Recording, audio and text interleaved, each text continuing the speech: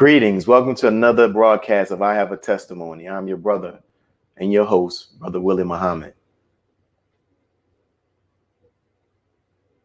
God came to us to seek and to save that which was lost. He raised a man from among us. He, the Honorable Elijah Muhammad, laid the foundation. What I'm doing is something that comes from him through me, and the thing that he uses in me to do the work is my faith in him and the word that he taught. To produce men and women who wanted to clean up their life and build an independent nation for the glory of God. Today, family, we are honored to have as a guest the one and only Dr. Boyce Watkins, often referred to as the People Scholar. He is one of the boldest people I know with a PhD. Dr. Watkins is a highly sought after African-American scholar, and he's in educational motivation, Black social commentary, and he specializes in financial psychology. I think that Black people are horribly brainwashed into spending most of our time on just nonsense, on stuff that just isn't going to get us anywhere. And we sit there and we sit still, and then we wonder why we ain't going nowhere. Well, if you haven't gotten in the car and you ain't trying to move nowhere, then you're not going to go anywhere. Your life will be exactly what it was last week. So, people don't like to hear that. They get mad at me when I say that. But I can tell you, I was thinking about this a lot today because I saw this video by a man who talked about why people are trained to be poor from birth, how you're trained to be poor or you're trained to be rich. Rich people the ones who start rich and stay rich tend to have the advantage of having a certain mindset that is programmed into them at an early age, that is built on prosperity, that's built on abundance, that's built on possibility.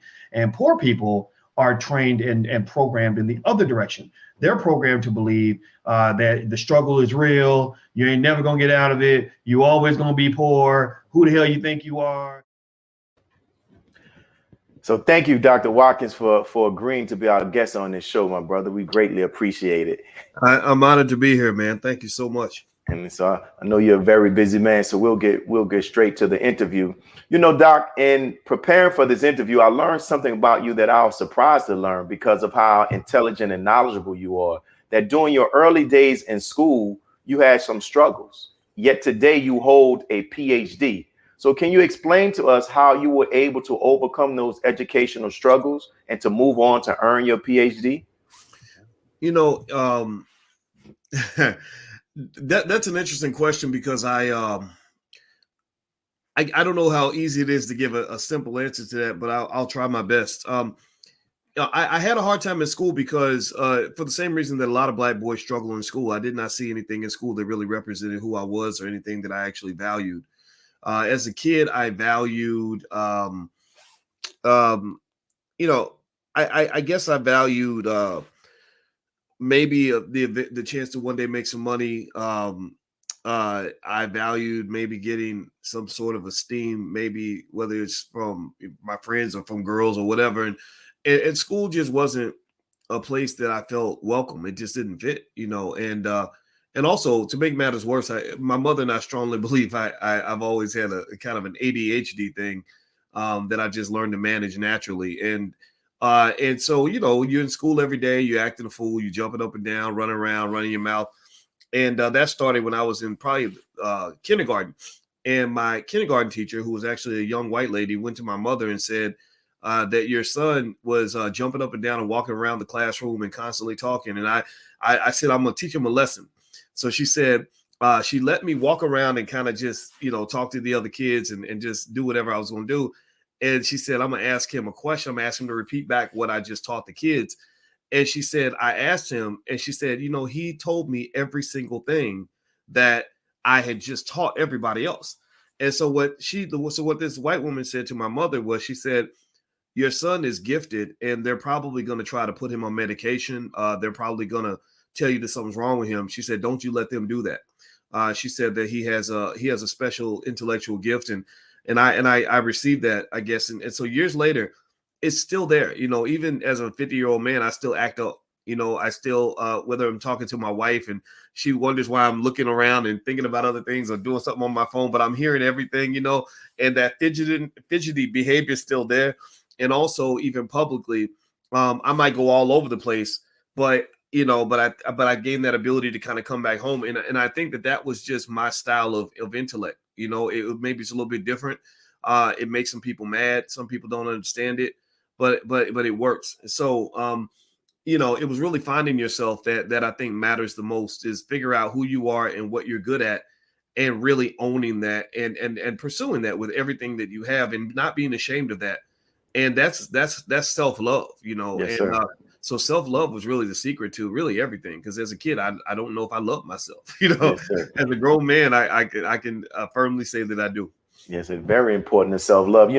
The graduation rate, according to this 2019 publication I read, for Black males in America is like 59% in high school. And I would imagine that there are other Black males who have those same experiences that you have had, and their parents, are dealing with that. What advice would you give to parents as well as Black males who may find themselves in the situation that you experienced, because maybe the educational process is not appealing to them, or they may have legitimate academic challenges? So what advice would you give them that they can keep going and not give up? Let's start with the educational system. The educational system is really an indoctrination system. That's what it is. It's designed to indoctrinate your child into enough Eurocentric thinking that they can then go and serve a white corporation one day, or maybe even give all their wealth away to a big white university one day. And this does not mean that school is always bad, or that going to college is bad, or that there's something wrong with working for other people, but it's designed to put you into a system. And when you fit into the system well, the system rewards you. You get carrots based on that. That's why studies show that valedictorians are very rarely go on to become millionaires or successful, highly successful people. Valedictorians are the people who were best at honoring the system that they were in. They played by the rules. They sat down, they shut up, and they did what they were supposed to, did what they were told. And the people that are able to bust out of oppression, in my view, are the people who break the rules and break them strategically and know which rules to follow and which ones don't. And so, I think that when you talk about the Black male, there is nobody less fit for the American school system than the Black male. There's nobody more damaged and harmed by that school system than the Black male. And because even when he plays by the rules, he still is rejected at various stages along the process of life. The university, the corporation, all these institutions are not designed to empower the Black male, particularly the heterosexual Black male. So what we have to really just accept and acknowledge is that this is not the answer for us at all, ever, on any level. It does not mean that school is bad. It means that school must be supplemented. It is so effectively what I would just generally say is, number one, obviously don't give up on your kids. Thank God nobody gave up on me. My biological father wasn't there. I had a stepfather who stepped in. He's not my stepfather though. He's my real father. But that's what, there were people that didn't give up on me. Number two, find your strength, right?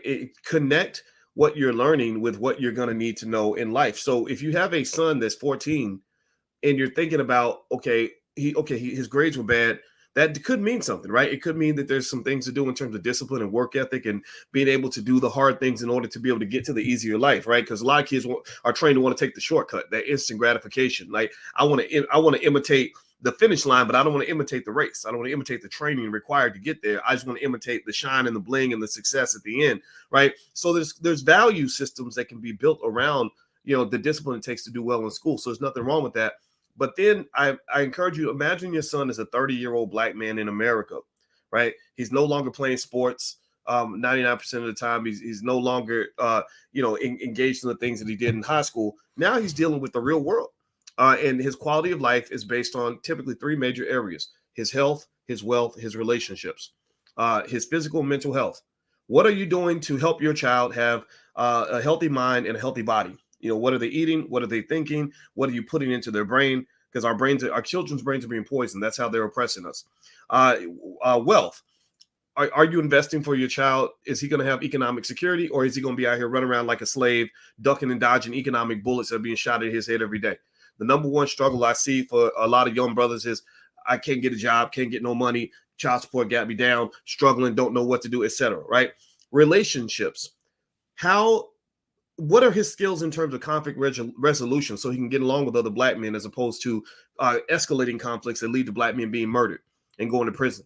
How well does he respect the black woman? Does he see the black woman as a piece of crap and that he can just misuse and mistreat? Or does he treat the right women in the right way and understand his role as a protector and a provider and a backbone for the community? How does he look at even children? If he has children, does he feel an innate to the death till death do us part responsibility to take care of those kids? Or is he a guy that will go plant his seed in anything walking by and then act like he ain't had nothing to do with it? So if you look at those three areas, health, wealth, and relationships, and make sure your child is educated and provided for and incentivized in those three key areas, that to me is an educated black man. To hell with, biology class and reading Shakespeare. I mean, don't get me wrong, reading, writing, math, that's all fundamental. But I don't know a single black person who walks around having to quote Shakespeare every day, or recite crap that he learned in 10th grade biology class. But I know a whole lot of black men who are dealing with child support, who are dealing with money problems, who are dealing with health issues, physical and mental. That's where the education should center: health, Yes, wealth, sir. and relationships. Wow. And it's something, also I came across in 2004, you completed your first book, which was titled Everything You Ever Wanted to Know About College, a Guide for Minority Students. Now 17 years later, how relevant would you say that book is still to, minority students on college campuses today? Well, when I wrote that book, Everything You Ever Want to Know About College, that was my first book, and it was badly done in the sense that I didn't know what the hell I was doing. I was just trying to do something different from what I was doing at Syracuse University. I didn't know what I was looking for, but I knew that what I had wasn't it. But I wrote this book because I wanted all of us, our young people that do go to college, to know that this is not a complex puzzle. And as a college professor, I knew all the secrets. I know what your teacher's thinking. I know what they want. I know how to get through the system and make you good grades or whatever you're trying to do. So that was my goal. It was my goal is to be a brain dump for anybody that's going to college, to help get rid of the mystery of doing well in school. I got lucky in college. I figured out formulas by, again, going off the grid, breaking rules, getting out of systems.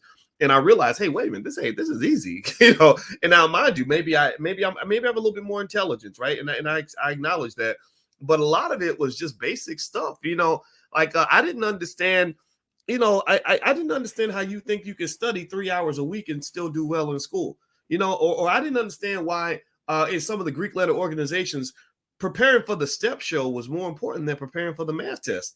That didn't make sense to me. So, or why, who said that you can't go to the library like the Chinese students and study at 10:30 on a Saturday night?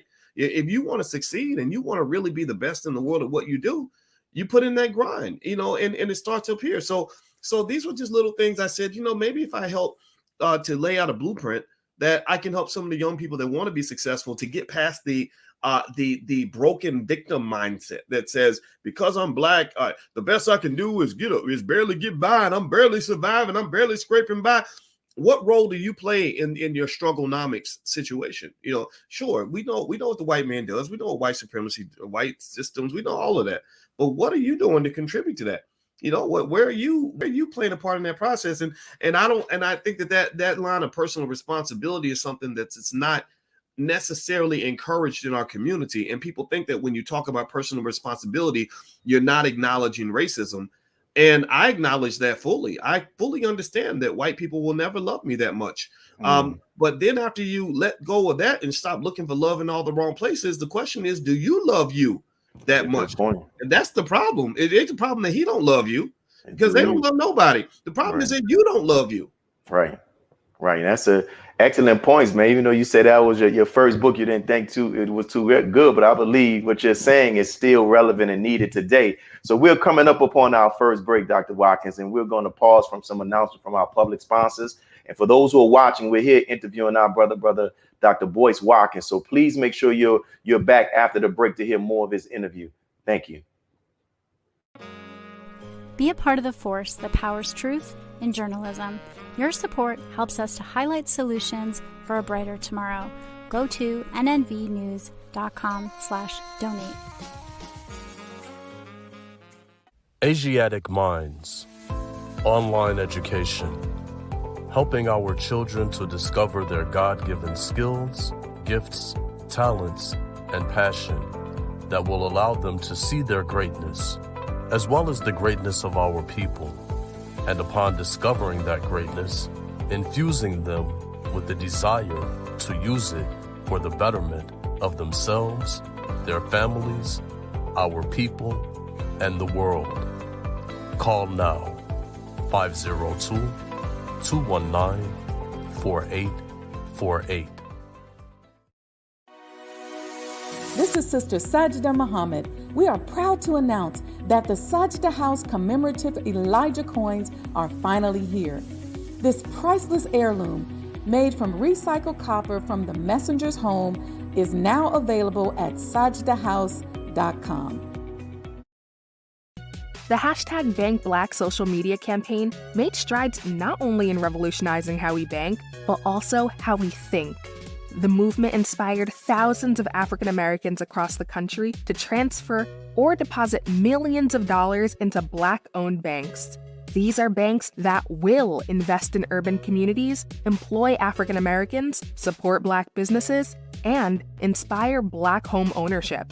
This is a very proud moment for our culture as we are taking small, but significant, steps towards building Black power through Black wealth. Thank you for tuning in to NNV News. Please share your thoughts with us in the comments section below. Follow us on social media at NNV News, and please subscribe to our YouTube channel, National Network View. This is Clifton Muhammad with NNVnews.com.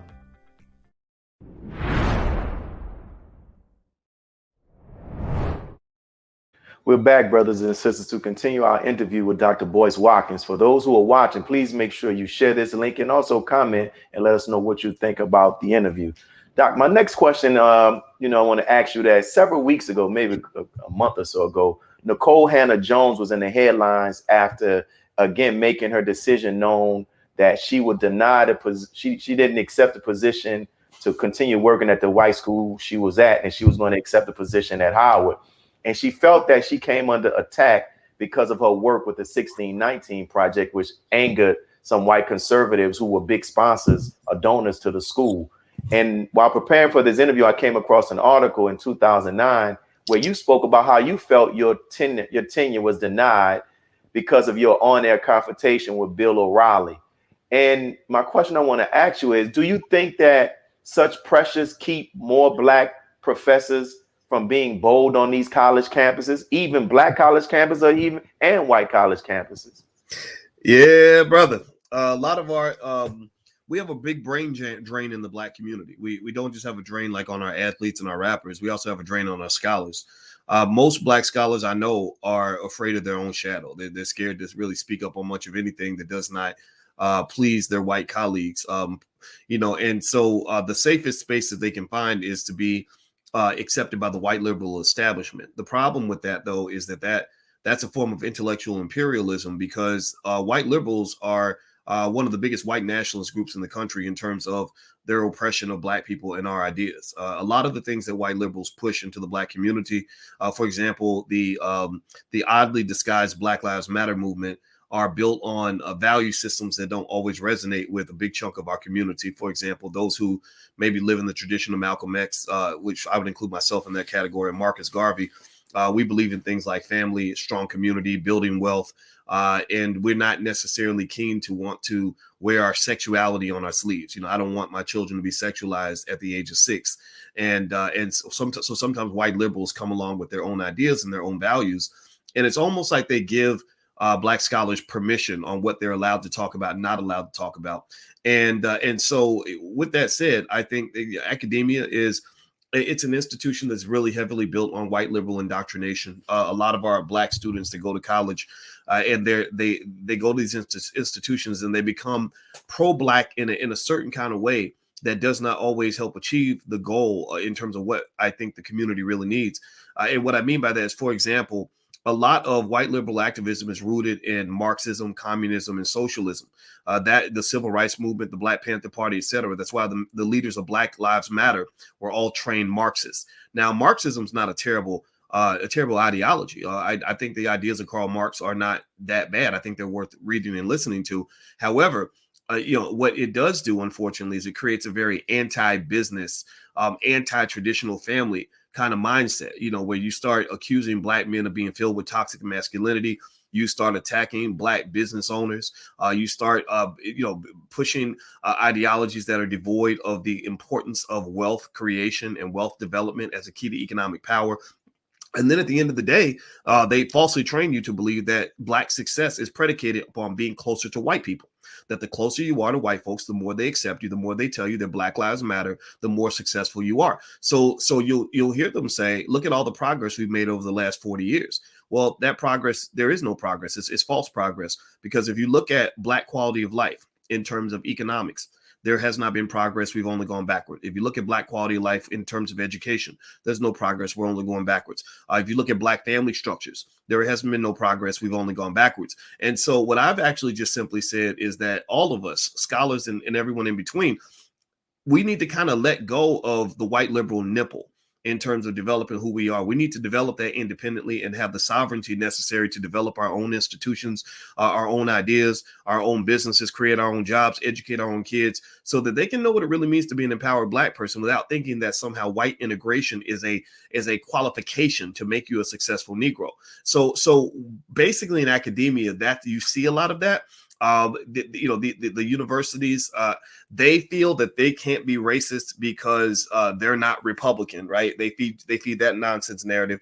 I was from the South, and I never ran into more racism in my career than I did when I went to the North and worked with the white liberals at Syracuse University. They were very uncomfortable with my work. They gave me a very hard time with my work. I was the most successful, most well-regarded scholar on that entire campus, and they literally acted like my work didn't exist and that it didn't matter. Well, why did you think it didn't matter? Well, they didn't feel like it mattered because it didn't matter to white people.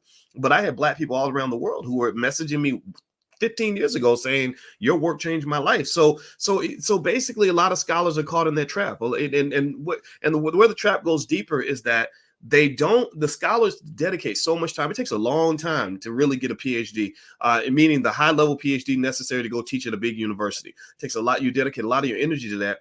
And what happens is you get focused and specialized on one tiny little niche, and you learn how to do one thing really, really well, so you can get published in these academic journals that nobody reads.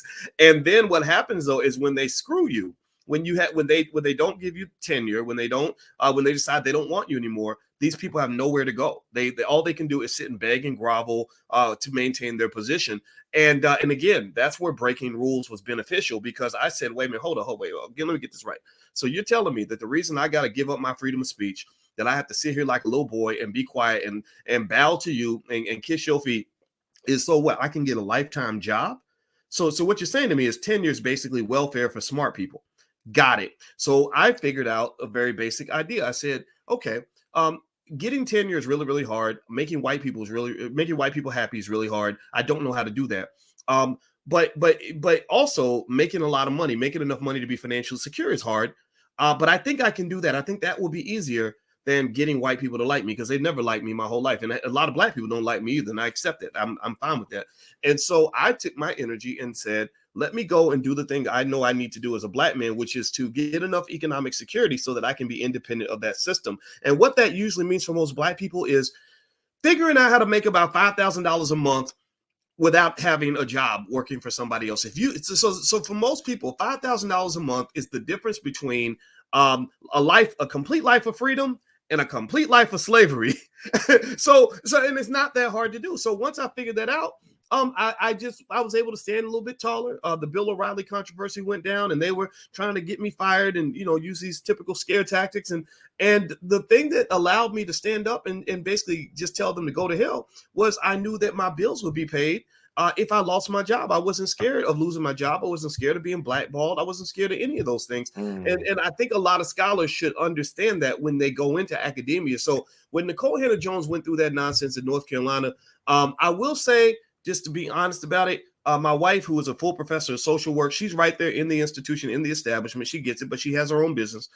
We kind of actually felt that we weren't sure how much she actually really is somebody that you would automatically think should get tenure anyway, because she doesn't have a PhD, and she's kind of from the outside. And so this assumption that because she's black, she automatically deserved tenure, I think that's a bad assumption. However, the racism that exists at the University of North Carolina, Chapel Hill is undeniable. It's historic. It's well documented. It's there. I'm happy that she went to Howard. I'm happy that Ta-Nehisi Coates went to Howard, Felicia Rashad. I think that our HBCUs could use that support. But what is also important to understand, for those of you that really want to solve the problem and understand what it's going to take to move the community forward, is to realize that even the HBCUs are failing the Black community tremendously. They're failing the Black community in one key way. Think about it like this. Dr. Claude Anderson, who wrote Powernomics, one of the most influential economic books in the history of this country, lives a few miles away from Howard University. Howard University has had tons of speakers come to that school, white people, corporate executives, whatever. They've never once engaged with Dr. Claude Anderson. So why would a historic HBCU like Howard refuse to engage with a Black man who literally changed the face of the last election? I mean, Ice Cube and Kanye West were tweeting his book because they said, okay, this is the solution. This makes sense. Well, it's because he does not fit into the white liberal establishment box. And also, he doesn't talk about the thing that Howard does best, which is to manufacture more Black employees for white corporations. If you look, that's what they brag about. We have a Black person that went to work at Goldman Sachs. We have a Black person that went to go work at Bank of America. This Black person went to work for Procter & Gamble. What Dr. Anderson is saying, which is 100% true, is that you need to stop focusing all your energy on mass producing more Black employees, because that's actually giving wealth to white people. You need to start mass producing Black people that can build industry. You need to build businesses and create jobs for your children instead of sending your children off into slavery so they can work for somebody else. Now, the last point I'll make on this is that this is now proven. This is now an undeniable fact. The Wall Street Journal just reported last week that Black wealth has actually dropped, and a big reason it's going down is because of the college graduates that are all going to work for white people. They're not building companies that are building wealth for Black people. They're working as employees for white folks that's making white people rich. So at the end of the day, we have to rethink all of this. So I'm glad Nicole Hannah-Jones is at Howard University, but honestly, if Howard continues to operate the way it does now, and a lot of HBCUs, they're not going to do anything to contribute positively to the wealth gap until they start creating industry. That's what they have to do. And we're coming up on our 2-minute break, but I want to get this question in. And if you can, within this 2 minutes, you left and you begin to start doing for self. And you said that how that was a scary decision. And many people find themselves on jobs that they don't like, not making enough money, but they're afraid to leave because of fear. Can you briefly give some advice on how to overcome that fear? Yeah, and I'll be brief, man. I know it's got to be hard to keep me in a box. No, I listen, apologize, man. Yeah, I saw that. I said, "Oh, boy, you're talking too much," but I had to get it out. No, you got it. Good. But I'll be quick on that. Fear is something that exists in all of us, and we have to understand the history of our trauma and how that plays a part in our fear, because fear affects your perception of risk. Becoming an entrepreneur is very risky. There's the upside, there's the downside. We tend to see the downside. And also what makes it worse is the people around us see the downside. So you're not necessarily getting the encouragement you need to go take a chance, because you have a thin margin of error. If you fail, you got a whole bunch of Negroes standing there. None of those people supported you now, but they're all standing there waiting to say, I told you so, right? So what I encourage people to do is understand that, when you're talking about getting off the corporate plantation, you got to liberate yourself here first. That means getting involved in things that are going to help you develop that part of yourself that makes you confident. I told you about self-love. Self-love is critical to self-confidence. If you love yourself, then you will always bet on you. You will always stand with you. You will forgive yourself when you make a mistake. You will never, if you love yourself, you're never ashamed of yourself. So that's why I will say, I don't use myself as a perfect example because I'm still working. But when I go out and I do something where I say, man, that was stupid, or I messed up there, because I love myself, I'm not ashamed of myself. So I'm always going to keep being myself, no matter what anybody has to say. You got to kind of build some of that inside of you, and that's what's going to make you great.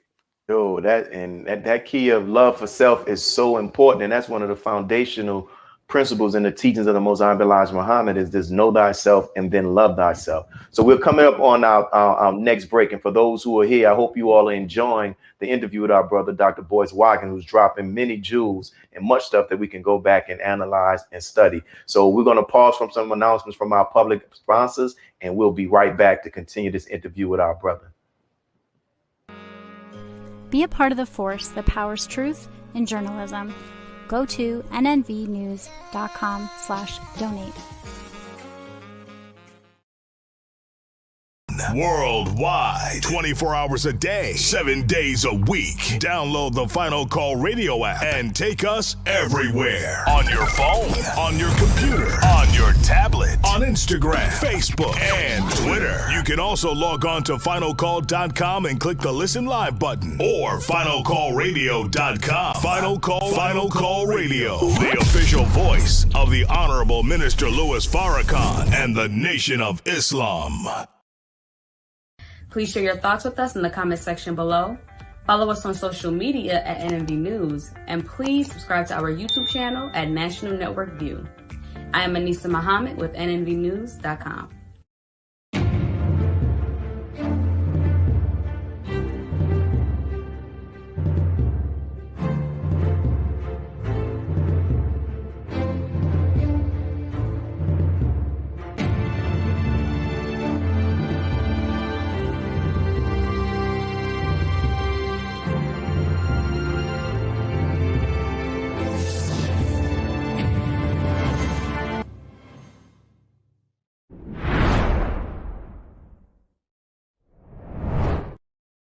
So we're back, brothers and sisters, to continue our interview with Dr. Boyce Watkins. Make sure you're sharing this and tagging others to tune in and watch it as well. You know, Doc, I watched several of your videos, man, and your boldness reminds me of the Honorable Minister Louis Farrakhan. So I'll ask you this two-part question. Can you share the first time you heard, or when you first actually met the minister? And also, how come, unlike many others, you have not succumbed to the pressure and the fear tactics that people place on Black athletes, Black intellectuals when it comes to associating with the minister? Why is that? Well, to answer that question first of all, I'm humbled, and I can't even I don't even know how to respond to any comparison between me and Minister Farrakhan. There is no comparison in my view. This man is extraordinary, and I first started to learn about him when I was in college, and right before the Million Man March, and he helped me open my eyes in terms of understanding the complexities of American racism and just what power and strength and manhood really look like. And so you know, when I got the chance to sit with the minister, it was obviously overwhelming. You know, we sat for about 2 hours, 2.5 hours, and I remember sitting there thinking, this is unbelievable that this man at the age that he was at the time, I think he was in his 80s, that he has so much energy, you know, and he was it wasn't like, for some people you have a private version of the person and a public version. They're not always the same. They switch it off and on. It was the private version was just like the public version. I said, this is he's giving me a personal Farrakhan speech. This is unbelievable. And his energy was so strong, and the wisdom was there, and it was one of those meetings that you just never forget. And so, with that said, it reminded me a lot of when I met Dr. Claude Anderson, also in the sense that Dr. Anderson talks about Black people all the time. He's thinking about Black people all the time. He's 100% B1 Black first all the time, and that to me is to be honored, because you don't have a lot of people who do that. You have a lot of people who talk about Black people as an add-on, you know, like with the undercard, you know, like, oh, well, let's talk about global warming and the Democratic Party. Oh, let's throw Black people in there too. No, these men put Black people first, and that's what we really need in our leadership. And so, so in terms of, and I'm trying to remember that you asked me, how come you haven't fell victim to those, to the Farrakhan litmus test, the pressure that they put on people? Because the way my dad raised me was to understand that manhood means sticking by whatever it is that you are and what you believe, and knowing that that's not going to be easy, and knowing that loyalty is paramount, and so that type of stuff just doesn't bother me at all. I know what it is, you know. There's nothing that they have that I really want anyway. And so there's nothing that they've given me that they're even able to take away, because I usually don't accept it. You know, when we do the All Black National Convention, we don't use government money. We don't use corporate money. When people typically fold, in my view, it comes down to carrots and sticks and incentives. You see, the way the United States government controls countries around the world is they kind of do honestly what me and my wife do to the kids. When the kids come up and they say, Mama, I want a new iPhone. We're like, okay, let's get them the new iPhone. So then now we have something we could take away when they get out of line. Right? So this is standard protocol, right? Because we're the government up in here. You know, we spy and everything. We got COINTELPRO going on with the teenagers, all that stuff, right? So basically, as their parents, we'll give you something just so I know now I can control your behavior by threatening to take that thing away. Now, that's what a parent does with a child. If you're trying to discipline your child, I think that's okay, right? But it's not okay when white people are doing it to black people, because white folks are not your parents. But what we've allowed them to do is to take the role of our parents, to give us carrots so they can threaten to take the carrots away. Like, okay, I'm going to make you famous. I'm going to give you some money. I'm Nick Cannon. I'm going to make you rich. And then when you get out of line, I'm going to be able to take you out back and whip you like an 8-year-old in front. And I'm going to do it in front of everybody because I need to make sure you're fully butt broken in front of the other alleged alpha males, so that they will understand that the only way to survive is to bow down early, right? So if you understand how these things work, you understand why things like economic and educational sovereignty, things like owning our own media are so critically important. Me standing up or not bowing to the pressure is not hard to do if you never became addicted to the dope in the first place. I never took in the drug of white supremacy. I don't want their money. I don't want to be mainstream. I don't want to be on TV. I don't want any of that. And that was a training. I trained my brain to think that way, so that, look, I'm going to reject everything you're going to offer me in advance, so that later on, when you're trying to get control of me, you won't have no levers to pull on. And so it's not that I'm extraordinarily courageous. It's that maybe at best, I thought ahead on this. I was a little more strategic about it, because you can't go taking all money ain't good money. Some people will give you money just so they can manage control you. That's true. Beautiful, beautiful. I was told that in around 2014, when the Honorable Minister Louis Farrakhan relaunched the Muhammad Economic Blueprint, I was informed that you were one of the diverse group of people who were skilled in economy and finance who was present. Can you talk about that whole experience and what went on? And Yeah, I didn't know it was all the way back in 2014. I didn't know that. But yeah, we flew out to Arizona and we sat in a room, and there were it was myself and about 12 other very smart people with Minister Farrakhan at the head of the table, and we sat in that room for maybe 10 hours, I think, maybe 12 hours, and the minister sat with us the entire time. Again, I was impressed. He didn't have to get up and go take a nap. None of that. I needed a nap, but it was a great experience to just sit down and to hear very logical, intelligent, rational people who really care about the Black community making long-term strategic plans for Black people. And I think that's something that you don't see much. I think that needs to be the kind of thing that we talk about more in our community, because that's how you become powerful, is you plan ahead.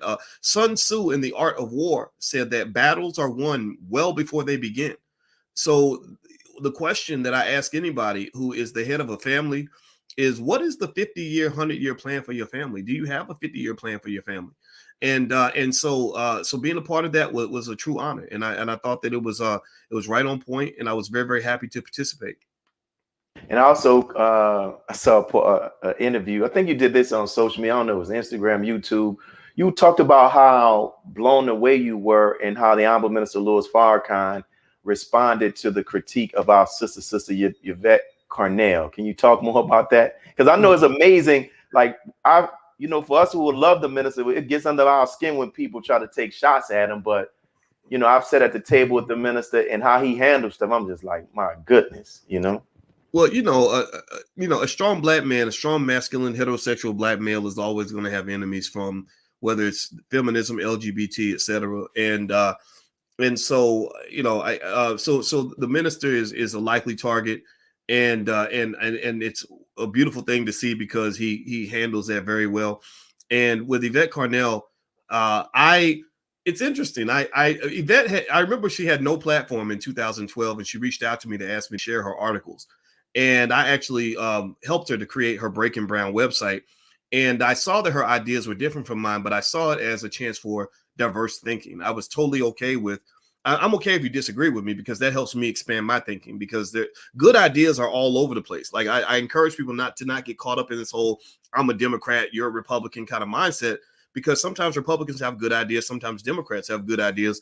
So with Yvette, I was not threatened by diverse perspectives, because that's what you're supposed to do as a scholar, and so what happened that really bothered me was that it got to the point where Yvette was doing something that I've seen other people do. When I started sharing my platform, they started using it as power to take shots at people, and then she took a shot at Farrakhan, and I thought it was unfair, because it's one thing to say I disagree with the minister. That's fine. You can say whatever, you can disagree, but it's another thing to try to discredit and to destroy somebody that is loved and admired by so many people. You don't have to do that. That's not necessary.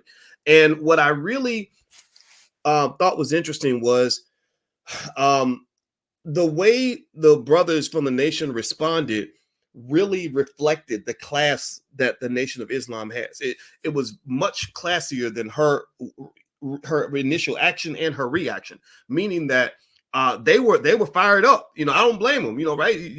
The things you're saying deserve a response, but they were incredibly respectful to her, to the platform, to everything else, and they just wanted to debate her. So there was a young brother out in California, I can't remember his name, but he came on. Can you give me his name again? Salih, yeah. He came on and I mean nailed it, like broke it down, like and I was listening. I said, "Ooh, this is good. Okay, go ahead, man." And then I reached out to Yvette and said, this brother would like to debate you. It's respectful. He's not going to cuss you out. He's not a thug. He's not going to be disrespectful. And Yvette declined. And what that showed me is that showed how a lot of the liberals, and the white liberals in particular, kind of act. They feel like they can throw the rock and hide their hand, or that they can attack, but then claim to be the victim, right? So when you counterattack, it's like, oh, I'm so afraid, I'm frightened now. Your toxic masculinity is well, you know what? Don't start no fight if you can't finish it, or don't come out and do something if you can't stand by what you did. So what happened at that point was I was real concerned, because I said, gosh, I'd like to talk to the minister directly about this, so that he doesn't think that I wanted her to say these things, because I didn't. So I just went over there to his house. He lived right around the corner from me. I lived 2 blocks from him and 2 blocks from Obama. That by accident. I moved to Chicago. My manager just picked an apartment. It happened to be 2 blocks from each of them. I never cared about going to Obama's. I loved going to the minister's house. So I walked over there, and didn't know what to expect. And we talked about the controversy. And you know what he said that blew my mind? He said, not only is it everything forgiven, but I want you to encourage her to keep speaking. And I was like, whoa. and you know how you look at, you're like, oh, I wonder if that's like what, like some people say things on the surface, but really they mean something else. Yeah. I saw no double talk in any of that. And I said, okay, that's how a real man responds, to nonsense. You don't have to go to that level. And I already respected the minister immensely, but I gained even more respect in that conversation. And so just speaking on Yvette, the thing that's really sad is that she completely ruined a huge opportunity with the ADOS movement. I think that was a wonderful opportunity to rally millions of people around the cause of reparations. But because certain things in her and the other guy, Tone, what's his name? He also used to share my platform. I had to tell him to go because the energy wasn't good. But because their energy is so bad, and because they have this weird pettiness and jealousy, it became very tribal, very toxic, very I don't like that Negro, that black person, that black person, and it completely it got completely undermined. Next thing you know, you done made enemies of all these people that could have been your allies. You're attacking Dr. Claude Anderson, for God's sake. Dr. Anderson didn't even know who Yvette Carnell was. He's like, who's this lady on the internet that's attacking? It's one of those things where it was just sad. I wish they had done more with it. I was prepared to drop the hammer and let go of any pre-existing differences I had with her to support the movement. And so I think I tweeted something like, I support the ADOS movement because we're all American descendants of slaves. And then I get a tweet back, you can't be a part of this movement. You blah, blah, blah. So that's an example where the ADOS movement is full of a lot of really good people who want to do the right thing, who are really being cursed and poisoned by incredibly bad leadership. Beautiful, Doc. Thank you, man. It's just so much. Your responses are filled with so much. Thank you. So we're coming up on our last break. And so for those who are watching, we're going to pause for some announcements from our sponsors. And we're going to be back with our brother, Dr. Boyce Watkins, where you can find out how you can support and tune in to hear him on a weekly basis as well. Be a part of the force that powers truth in journalism. Your support helps to combat false media. Cash App NNV News. Asiatic Minds, online education, helping our children to discover their God-given skills, gifts, talents, and passion that will allow them to see their greatness as well as the greatness of our people. And upon discovering that greatness, infusing them with the desire to use it for the betterment of themselves, their families, our people, and the world. Classes begin September 1st. To enroll, visit AsiaticMinds.com. Greetings from National Network View. This week's Final Call cover story headline reads, "Separate and Be Saved. America's race problems and deadly race interactions are growing worse. It is time we leave the children of our former slave masters and 400-year-old tormentors. Separation from whites is the only and best solution to this problem, a serious problem that is rooted in prophecy." This FCN Volume Number 41 edition middle page article by the Honorable Minister Louis Farrakhan is entitled, "A Case for Separation." To read more, subscribe to FinalCallDigital.com and tune in to the all-new Final Call Radio. This is the NNVNews.com Final Call Cover Report. He anointed our head with oil till our cup runneth over. He who, Master Farrakhan, Muhammad, that is he.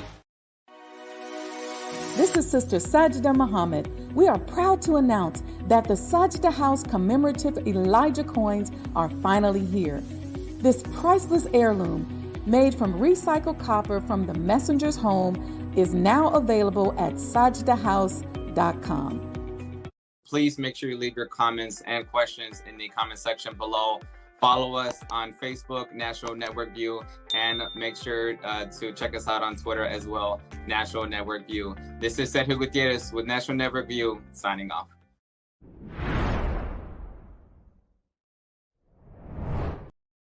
We're back, family. We'll continue with this interview with our brother Dr.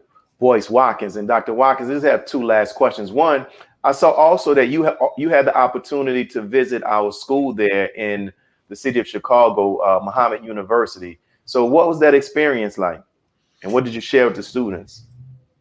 If I had a dream that I could have fulfilled with the snap of my fingers, I would get $100 billion and take the model of that school and spread it all throughout the United States.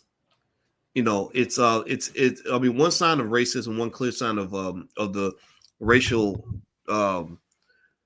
mental illness of racism in America is that there's this constant conversation about how difficult it is to educate our children, and things like that. And the reality is that that's already being done. We've already got schools that are doing it. We just don't fund those schools. The only models they will fund and support typically are models that are just not working, or schools that are turning our black kids into somebody else, something that they're not. The Muhammad University of Islam was visiting that school was like visiting those 15, 16-year-old children were asking me questions that are typically asked by graduate students. And so, I was floored by it. I was honored to talk to them. And it was one of those times where you feel excited because you get an opportunity to influence children that are going to change the world. So it was life-changing. Beautiful, beautiful. And we know for those who are watching, I know you have various platforms, various programs. How can those who are watching support you in the various programs that you offer? I know one time my wife she took and enrolled in one of the financial courses that you were doing some years ago back. So what programs are you having? How can people support you? One thing that people can do that doesn't cost anything is we actually have a book club where we're reading Dr. Claude Anderson's book, Black Labor, White Wealth, and I'm breaking it down into lectures and analyzing it for the students. And you can join that for free, and you get free access to my life class also by doing that. It's blackkeystogreatness.com. That's blackkeystogreatness.com. And that's something people can do to get started for free. Now, there are other programs in the Black Business School. Our goal is to create a first-class Black Wealth University that is focused on utilizing Powernomics and B1 philosophies to elevate our community out of the situation that we've been in for the last 200-300 years. And the B1 philosophy says that we believe that our community needs to come first. We have to focus on ourselves and solve our own problems. Stop waiting for Superman. Stop putting other people first. B1 also means that our children, the B1 children, will be world leaders when it comes to economics, wealth building, real estate acquisition, etc. by the year 2070. We call that Project 2070. And then also B1 means we understand we must be one in order to be successful. That means learning how to work together, learning how to maintain strong families, because you can't build wealth without family. There's no community on earth that is able to build wealth without strong families. And when you're able to come together as a group, you are creating wealth in that process, because economics is a team sport. It's not done well individually. And so effectively, that's what we do. And we're the best in the world at it. We have all kinds of scholars associated, dozens and dozens of scholars, from Dr. Claude Anderson to billionaire Mike Roberts. He's come through. We've had all kinds of great people, and they cover everything from hotel acquisition to cryptocurrency to everything else. So blackkeystogreatness.com is a good place to start, because then you can join the Wednesday book club. But then we have other programs as well. Sir, and this closing question I want to ask this, because recently the NCAA Board of Directors, they adopted this interim policy that's going to permit current student athletes to make money off their names, their images, and their likenesses. But it was interesting. You have been advocating for such for years, even when you were a college student, right? So Blacks make up 55% of the athletes in the NCAA. So from your perspective, is there a way that this policy can be used by Black athletes to help them begin creating a more sound financial future, if possible? Yeah. Is there a way that the athletes? Okay. So for the athletes, paying the athletes was always a no-brainer. That was not even you don't have to even be that smart to really know that people should be paid for their labor. And if you're making billions of dollars for somebody else, why aren't you getting a piece of that money? Those were a set of rules specifically designed for Black people, for the exploitation of Black people. And this is something that's been going on for a long time. I would say for the athletes now, the floodgates have finally opened. And I'm sure that the coaches and administrators hate it, but they're going to get used to it. I'm very happy for them. They are going to have access to power, economic power. And with power, great power comes great responsibility. So the question for each athlete is, you got the power now, what are you going to do with that? And what you have to overcome is the fact that there is a culture that's associated with athletics that is not always very healthy. It's very toxic. It's very anti-wealth, anti-family, anti-intelligence, all kinds of things. And it can lead to self-destruction. So I think that a lot of athletes, you're going to see a lot of college athletes become multimillionaires as a result of the rules changes. And it's, at the same time, you're going to see some sad stories too. And so I'm looking forward to seeing what happens. And at the end of the day, they deserve this. They deserve, and the NCAA is getting off easy. They're still able to get these multi-million-dollar assets on their campus and pay them literally a fraction of what they're truly worth. And I think that that's an okay deal in the sense that, universities can provide you with exposure. If you use the educational process right, you can get a good education, et cetera. Hopefully the HBCUs will get a piece of that pie also. So it's a deal that works a little bit better for everybody, because it didn't make any sense when you had those days where you had some guy who's making $20 million a year for his university, but he can't even buy a bag of groceries. And that's almost medieval in terms of that level of torture. So I'm real happy about that. And you're right. I started writing about that about 25 years ago in 1996. And when even back then, when I would write those articles on the University of Kentucky campus, the coach, Rick Pitino at the time, the coaches told the athletes, not to read my articles. One of the athletes snuck away like a little runaway slave. He snuck to my office and said, that they don't, like almost like a plantation type of, boss, they don't want they don't want us reading your articles, but we read them anyway. That's amazing. It's amazing. So I said, anybody who's blocking you from ideas is not your friend. Anybody who's blocking you from knowledge is not your friend. They are pimping you. That's what pimps do. Pimps, they control their prostitutes by making sure they don't get information that's going to empower them. That makes you easier to pimp. Yeah.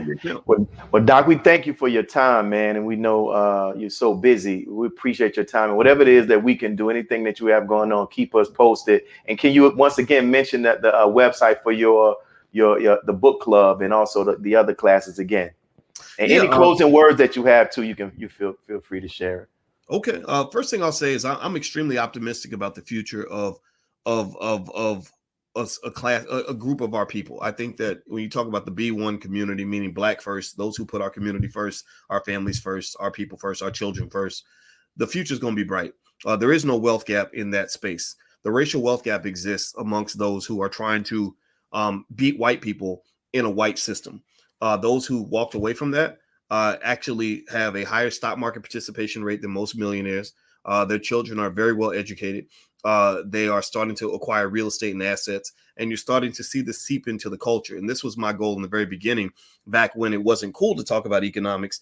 My dream was to one day see a time where it does become cool, where rappers start rapping about it and people are just talking about it in everyday conversation. And I think we've accomplished that goal. The beauty of it, though, is that this is just the beginning.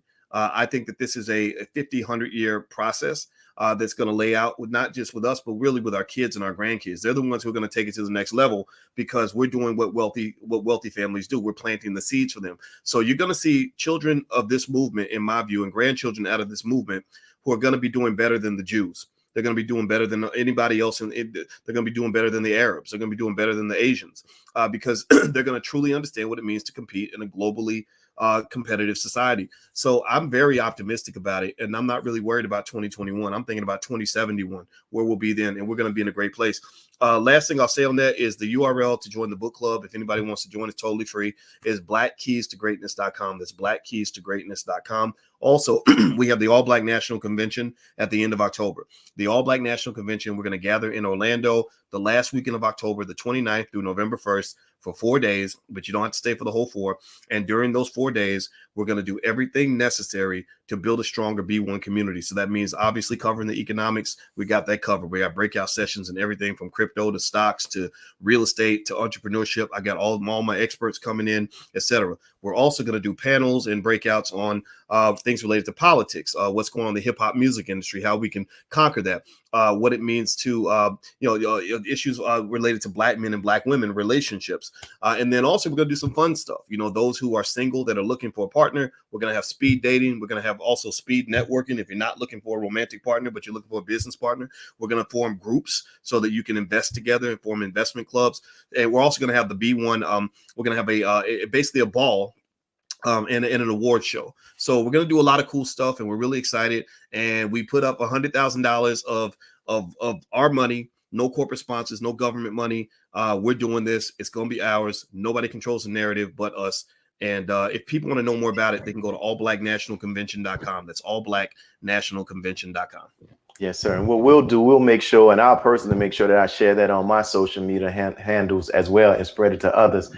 Thank you, my brother. And may God continue to bless you and your family. So whatever we can do here at NNV National Network View, please let us know, man. And thank you again for granting us this opportunity.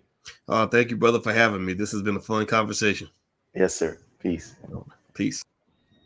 And thank you all for tuning in. Make sure you share this interview. Make sure you comment. Also, make sure you the book club our brother talked about, the event that's going to take place at the end of October. He said we're going to have all of those links. Make sure you support. Make sure you also share it and put the word out, because brother is an example of something that we should study, and he's an example that we can get free from off of these plantations and be able to be our genuine selves with loving ourselves. So as we get ready to close, as we always do, for those who are watching, if you want to help us here in the city of New Orleans, we're working to pay off the mortgage of our mosque. And by thus far, we're getting contributions in, and we want to do it. We have this mortgage is with a black bank, but we want to put a rest to that mortgage so we can begin to start using those funds to begin to start doing more outreach in our community and even building ourselves to be even stronger economically. Because here in the city of New Orleans, we are, by God's grace, we own a whole city block. To the left of our mosque, we have rental properties, right? And so we have this block, but we want to do more as it relates to development and just continue to do more. In addition to that, you know, in regards to this COVID, I know it's on everybody's mind with these they're trying to mandate the vaccines, and people are losing their life to COVID and also underlying conditions. And just whatever you may be going through, if you need some prayer, for us to say some prayer on your behalf, please send an email to mos46av@gmail.com or reach out to us on social media, and we will do that. So thank you, brothers and sisters, for tuning into National Network View. This is your brother Willie Muhammad. Peace. God came to us to seek and to save that which was lost. He raised a man from among us. He, the Honorable Elijah Muhammad, laid the foundation. What I'm doing is something that comes from him through me, and the thing that he uses in me to do the work is my faith in him and the word that he taught. To produce men and women who wanted to clean up their life and build an independent nation for the glory of God. Be a part of the force that powers truth in journalism. Your support helps to combat false media. Cash App NNV News.